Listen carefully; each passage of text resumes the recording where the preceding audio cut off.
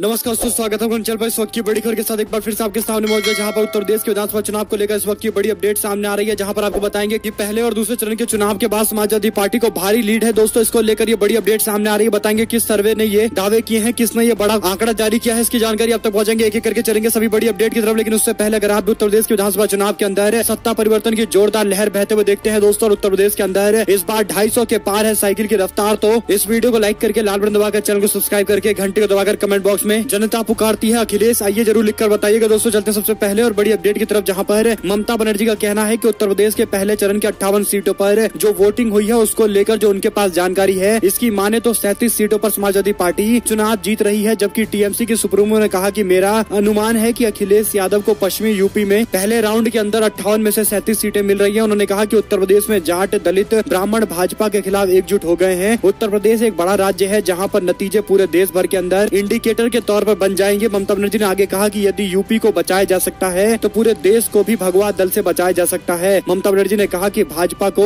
अगर यूपी हरा देगी तो पूरे देश के अंदर हरा देंगे। ममता बनर्जी ने आगे कहा कि गैर कांग्रेसी विपक्षी दलों की एकता में मैं पूरी तरीके से जुट गई हूँ। तमिलनाडु के सीएम एमके स्टालिन को लेकर भी उन्होंने चर्चाएं उनकी चल रही है, इस तरीके की जानकारी दी है। दोस्तों, आपको बताते चले कि ममता बनर्जी की तरफ से जो दावे किए जा रहे हैं कि तकरीबन 37 सीटें समाजवादी पार्टी और गठबंधन के पक्ष में पहले चरण के अंदर जा रहा है, इसमें काफी ज्यादा प्रामाणिकता भी हो सकती है। क्योंकि दोस्तों, ममता बनर्जी जो भी बोलती है काफी एनालिसिस करने के बाद बोलती है, और उनके पास जो एक बड़ा संगठन है प्रशांत किशोर का, जो आईपैक्स संगठन है, उसने जरूर उनको कोई ना कोई इनपुट दिया होगा, कोई जानकारी दी होगी उत्तर प्रदेश के विधानसभा चुनाव को लेकर। तो पहले चरण के चुनाव में 58 में से 37 सीटें उनका मानना है कि समाजवादी पार्टी और रालोद गठबंधन को मिल रही है, जो कहीं ना कहीं इस बात को स्पष्ट तौर पर दिखाता है कि राज्य के अंदर सत्ता परिवर्तन की एक प्रचंड लहर पश्चिमी उत्तर प्रदेश से शुरू हो चुकी है। पहले चरण के बाद दूसरे चरण के अंदर भी इसी तरीके के कुछ नतीजे और रुझान सामने आए हैं। आप लोग की क्या कुछ राय है दूसरे चरण के चुनाव को लेकर? 55 में से कितनी सीटें किस पक्ष में जाने वाली है, लिखकर जरूर बताइएगा। चलते हैं एक और बड़ी जानकारी की तरफ, जहां पर अखिलेश यादव ने सोशल मीडिया पर एक और पोस्ट करते हुए भारतीय जनता पार्टी को अपने निशाने पर लिया। उन्होंने कहा कि वादे में चूक हुई, पहले भाजपा के प्रचार की तस्वीरें ही झूठी हुआ करती थी, अब तो बीजेपी की रैली में भीड़ भी दूसरे राज्यों से लेकर आई जा रही है। भाड़े की भीड़ लाने वाली हरियाणा की बसों को वादे के अनुसार तेल और टोल का पैसा नहीं दिया गया, भाड़ा तो दूर की बात है। ध्यान रखिए, भारतीय जनता पार्टी के अपने मतदाता भी उनकी तरफ से दोस्तों बीजेपी को जो लोग वोट करते हैं और भारतीय जनता पार्टी का जो समर्थन करते हैं, उनको किस तरीके से नुकसान उठाना पड़ रहा है, ये जानकारी अखिलेश यादव की तरफ से साझा करते हुए बताया गया है कि प्रधानमंत्री की रैली में बुलाया गया था, अपने डीजल पेट्रोल बीजेपी की तरफ से दिया जाएगा, इस तरीके की बात की गई थी, लेकिन बाद में बीजेपी के लोग मुकर गए और उन सभी को नुकसान झेलना पड़ा है। इसी के साथ में दोस्तों, यूपी चुनाव के बीच मायावती से मिलने के लिए क्या जयंत चौधरी पहुंचे हैं? सोशल मीडिया पर एक तस्वीर वायरल हो रही है, लोग इस पर दे रहे हैं अपनी अपनी प्रतिक्रिया। आपको बता दें कि राष्ट्रीय लोक दल प्रमुख जयंत चौधरी की कुछ तस्वीरें सोशल मीडिया पर वायरल हो रही है, जिसमें बसपा के प्रमुख मायावती के साथ नजर आ रहे जयंत चौधरी को तस्वीर में दिखाकर कहा जा रहा है कि बहुजन समाज पार्टी का उन्होंने समर्थन किया है। हालांकि सोशल मीडिया पर कही जा रही ये बात पूरी तरीके से गलत है दोस्तों। जयंत चौधरी और बसपा के प्रमुख मायावती की ये तस्वीर अभी हाल फिलहाल की नहीं है, बल्कि 2019 के लोकसभा चुनाव में जब सपा, रालोद और मायावती की पार्टी का गठबंधन बना था, तभी की ये बात है, तभी की ये खबर है, तभी की ये तस्वीर है, जिसको अब साझा करके कहा जा रहा है कि रालोद मायावती की पार्टी के समर्थन में है। और ऐसे में दोस्तों, कहीं न कहीं लोगों को भ्रमित करने को लेकर सोशल मीडिया पर ये तस्वीरें जारी की गई है। एक और बड़ी जानकारी की माने तो हेमंत विश्व शर्मा के खिलाफ थाने में पुलिस ने कांग्रेस पार्टी की तरफ से कराई गई एफआईआर या मामले को दर्ज करने से इंकार कर दिया है। असम के मुख्यमंत्री हेमंत विश्व शर्मा के खिलाफ प्राथमिकी दर्ज कराने के लिए दीसपुर थाने के अंदर पहुंचे थे कांग्रेस पार्टी के कार्यकर्ता, लेकिन दोस्तों, असम कांग्रेस के वरिष्ठ नेता ने कहा कि मुख्यमंत्री टिप्पणी से गांधी परिवार की छवि खराब हुई है, ये एक संवेदनशील मामला है, लेकिन पुलिस ने इस पर कोई कार्रवाई करने से इंकार कर दिया है। असम कांग्रेस ने कहा कि अगर पुलिस मामला दर्ज नहीं करेगी तो वे अदालत जाएंगे और अदालत का दरवाजा खटखटाएंगे। असम में विपक्षी नेता देवव्रत सौकिया की तरफ से जानकारी देते हुए कहा गया कि जब कोर्ट की मदद से मामले दर्ज करवाए जाएंगे तब इन्हें समझ में आएगा। इसी बीच तेलंगाना के अंदर प्रदेश कांग्रेस ने राहुल गांधी पर की गई टिप्पणी को लेकर शर्मा के खिलाफ शिकायत दर्ज कराई है। तेलंगाना कांग्रेस के वरिष्ठ नेता और सांसद रेवंत रेड्डी ने असम के मुख्यमंत्री के खिलाफ शिकायत दर्ज कराई है। शर्मा ने 11 फरवरी को उत्तराखंड के अंदर हुई एक रैली को संबोधित करते हुए राहुल गांधी को लेकर विवादित टिप्पणी की गई है दोस्तों उनकी तरफ से, और राहुल गांधी पर आरोप लगाते हुए कहा गया कि राहुल गांधी 2016 के सर्जिकल स्ट्राइक के सबूत की बात करते हैं और इसीलिए उन्होंने आगे जो टिप्पणी की है वो राहुल गांधी पर साफ तौर पर एक अभद्र टिप्पणी है, जिसके बाद धारा 153A और 505/294 के तहत कांग्रेस पार्टी के कार्यकर्ताओं ने जगह जगह मामला दर्ज कराया है। एक और बड़ी जानकारी सामने आ रही है, जहां पर लखीमपुर हिंसा का मुख्य आरोपी आशीष मिश्रा जेल से रिहा,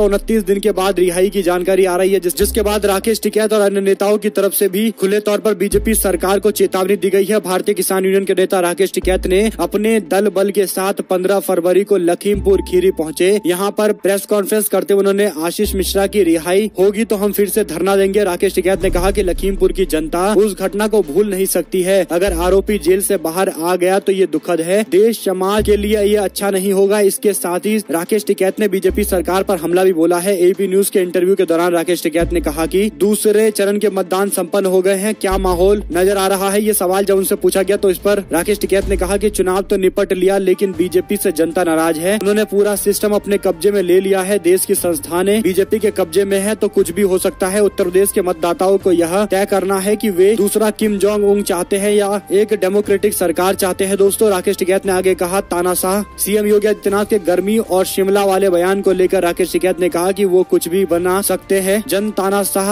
आ जाते हैं, देश में तो कुछ भी हो सकता है। लेकिन बीजेपी की सभा में अब भीड़ इकट्ठा नहीं हो रही है। कानपुर की सभा में मात्र 400 व्यक्ति थे। प्रधानमंत्री की सभा में राकेश टिकैत ने कहा कि स्कूल तो बंद है, क्या देश के बच्चों को अनपढ़ और बेरोजगार बनाने का षड्यंत्र रचा जा रहा है? इसी के साथ में उन्होंने कई और मसले उठाए हैं। इसी के साथ में दोस्तों, इलाहाबाद हाईकोर्ट की लखनऊ बेंच ने केंद्रीय गृह राज्य मंत्री अजय मिश्रा टेनी के बेटे आशीष मिश्रा की जमानत पर सुनवाई करते हुए आखिरकार जमानत दे दी, जिसके बाद आशीष मिश्रा लखीमपुर जेल में बंद तो है लेकिन उसको रिहा किया जाएगा, ये भी जानकारी आ रही है। और ऐसे में राकेश टिकैत ने स्पष्ट तौर पर कह दिया कि विधानसभा चुनाव में सरकार के खिलाफ जमकर आवाज और बुलंद करेंगे। राकेश टिकैत का कहना है कि बीजेपी के खिलाफ नहीं है बल्कि सरकार के खिलाफ है, जो किसानों के हक को छीनने की लगातार कोशिश कर रही है। इसी के साथ में उन्होंने ये बात भी कह दी कि अगर आशीष मिश्रा टेनी को जेल से बाहर किया गया तो उसका विरोध भी किया जाएगा, साथ ही साथ जेल प्रशासन का विरोध किया जाएगा, पुलिस प्रशासन, देश की सरकार का भी विरोध किया जाएगा, क्योंकि इस तरीके से इतने गंभीर हिंसा में संलिप्त व्यक्ति को जेल में रहना चाहिए और जांच पूरी तरीके से निष्पक्ष होनी चाहिए। एक और बड़ी अपडेट सामने आ रही है जहां पर उन्होंने कहा कि जेल के बाहर भी धरना देना पड़ेगा तो देंगे, लेकिन इस तरीके से उन लोगों के किसान विरोधी फैसले को स्वीकार नहीं करेंगे। आशीष मिश्रा को मंगलवार यानी आज शाम 5 बजे जेल से बाहर निकालने की संभावनाएं है, जिसको लेकर टिकैत ने भी चेतावनी देते हुए जेल से बाहर करने के बाद धरना देने की बात कही है। वहीं आपको बताते चले दोस्तों कि पूर्व केंद्रीय मंत्री और सुल्तानपुर से बीजेपी की सांसद मेनका गांधी ने अपनी ही सरकार पर सवाल खड़े कर दिए हैं। मेनका गांधी ने 23,000 करोड़ के घोटाले, बाज लोग अभी भी आजाद है, 15,000 बिजली का बिल नहीं देने पर आरसी काट दी जाती है। दरअसल 4 दिवसीय दौरे पर अपने संसदीय क्षेत्र में पहुंची मेनका गांधी ने पार्टी के प्रत्याशी के लिए कैंपेन भी किया है, लेकिन इस दौरान बीजेपी सरकार को जोरदार तरीके से अपने निशाने पर लिया है। दोस्तों, एक और अपडेट आ रही है जहां पर तेलंगाना के सीएम केसीआर के खिलाफ असम में मामला दर्ज हो गया। भारतीय सेना का अपमान करने और सबूत मांगने पर इस तरीके की कार्रवाई की जा रही है। आपको बता दें कि इससे पहले भी कई सारे लोगों पर, बड़े बड़े लोगों पर मामले बीजेपी के लोगों ने दर्ज कराए थे। अगर दोस्तों आप लोग को एक भी खबर अच्छी लगी हो तो इस वीडियो को लाइक करिएगा, लाल बटन दबाइए, चैनल को सब्सक्राइब करिए, घंटे दबाइए, हमारे साथ लगातार बने रहिए। जुड़ने से दोस्तों का बहुत बहुत धन्यवाद। आप लोग देख रहे थे आपको अपना चैनल जय हिंद, जय भारत, वंदे मातरम। बहुत बहुत धन्यवाद।